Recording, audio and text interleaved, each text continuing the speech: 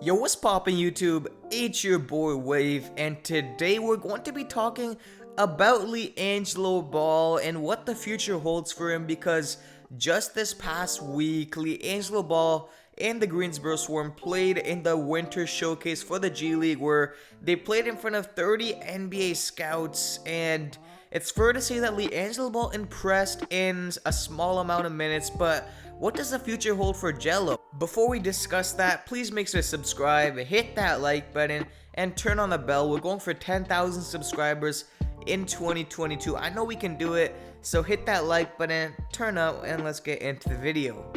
In the two games LiAngelo and the Greensboro Swarm played in the Winter Showcase, Jello showed out in the first game in only 19 minutes. Now, we have to take into mind that Jello's not playing a crazy amount of minutes. He's averaging, 15 to 19 minutes this whole showcase. So, in the first game, he had 11 points, 4 rebounds, 1 assist, shot 3 for 4 from the three-point line, and 4 for 5 from the field, and again, only 19 minutes. So, his first performance, we're all excited, man. And again, we can't knock Jello. He had an amazing performance. He was hitting consistently from deep. You guys see the 4 rebounds. He was hustling for the rebounds. And his defense is something that, surprised a lot of people this showcase. And I'm sure that the NBA scouts are looking at that and taking that into effect. In the second game, Jello only played 16 minutes. So that's 3 minutes less than the first game, which is kind of disappointing to watch, because we all thought that Jello was going to get more minutes since he had such an impressive showing in the first game. But nonetheless, he played 16 minutes in the second game. He had 8 points, 2 rebounds, shot 2 for 3 from the three-point line. Again, 2 for 3 from the 3. Those were the only shots he took. You guys can see how consistent he was all, weekend long from deep, and his field goal percentage as a whole, he only missed 2 total shots the whole weekend. The whole 2 games that the Greensboro Swarm played, he missed 2 shots, and he took 10 shots, 10, 11 shots the whole, 2 games.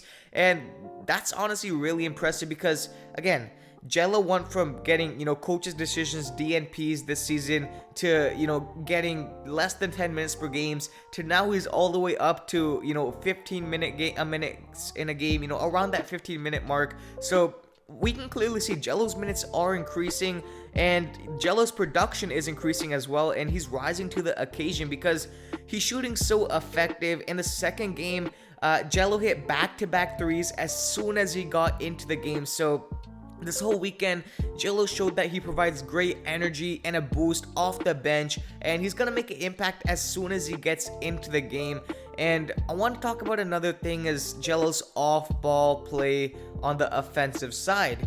We all think that Jello just sits in the corner and waits for the 3-ball, but no, on multiple occasions, we've seen Jello cut to the basket, make the right play, try to move around, set screens. You guys can see it right now on the screen, just a different thing Jello does off the ball. He's never just standing still or standing in the corner, which is an attribute I like a lot about him. And in these 2 games, we saw Jello posting up a lot, using his big frame, 6'6", probably 220, 225, probably bigger than that frame, posting people up, and we seen the hustle, man. He had 10 total rebounds in the 2 games, and that says a lot, because there was a play where Jello got a rebound over the center and put it back up, and that's just something you really don't see, especially out of a 6'6", player who a lot of people don't think has athleticism. And that's another thing we have to talk about.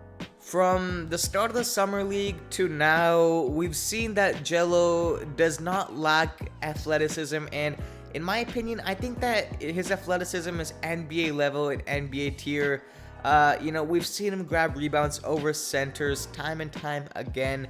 We've seen that he's not slow on the defensive side. He locked up Jalen Green in the summer league, and again, NBA caliber players he's had to guard on the perimeter, and he stayed and sticked with them. It's not like he's getting blown by every possession.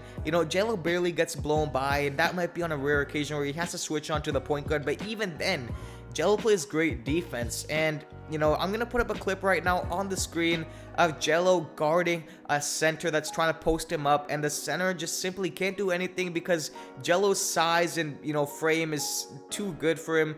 You guys can just see it, man. It's all in the proof. Breaking down this footage I saw a lot of Jello, great defensive stops, stopping fast breaks, getting in front of the defenders. Again, I always say this, he's the first one hustling up and down the court. There's no one on the swarm that, plays as hard as him and that takes the game as serious as him, in my opinion, because, you don't even see anybody sprinting on the court in basketball games nowadays. You see everybody jogging, but I think that Jello is really trying to say something by sprinting everywhere. Everything I've seen from Jello, so far in the G League stint he's had with the Greensboro Swarm has impressed me. Obviously, we all wish that he could get a little bit more minutes, but, I expected everything we've seen out of Jello, his consistency, his shooting, his defense, everything. But the Greensboro Swarm and Jello do have a little bit of a break for Christmas, and they will be back in the new year. And trust me, I'm going to be covering more and more games. We're going to stay on top of this topic because you guys seem to be enjoying it a lot. So comment down in the comments section. Are you guys surprised by Jello's performance this year in the G League, or is it something that you expected?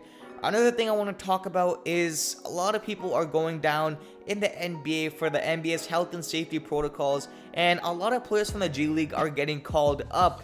And a lot of people in my comment section were talking about Jello has a real chance to get called up, to the Charlotte Hornets, just because a lot of people are going into the health and safety protocols. But we gotta be realistic and look at it like this. They're going to call up somebody like a Scotty Lewis, JT Thor, before they're gonna call up Jello.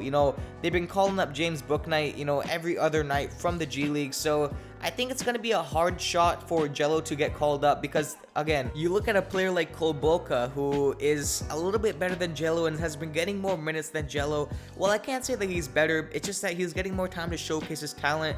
But I believe that the Hornets would call up Kolboka before they would call up LiAngelo.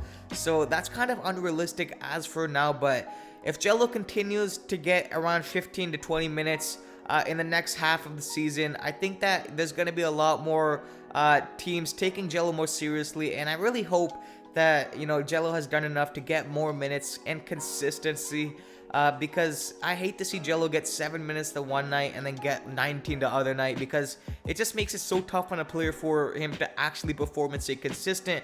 But I know Jello will do good. But this is going to end off the video. Let me know in the comment section, what do you guys think of Jello's performances in the G League so far? Again, comment down any other video ideas, suggestions. And with all that being said, man, subscribe, hit that like button, and I'm out. Peace.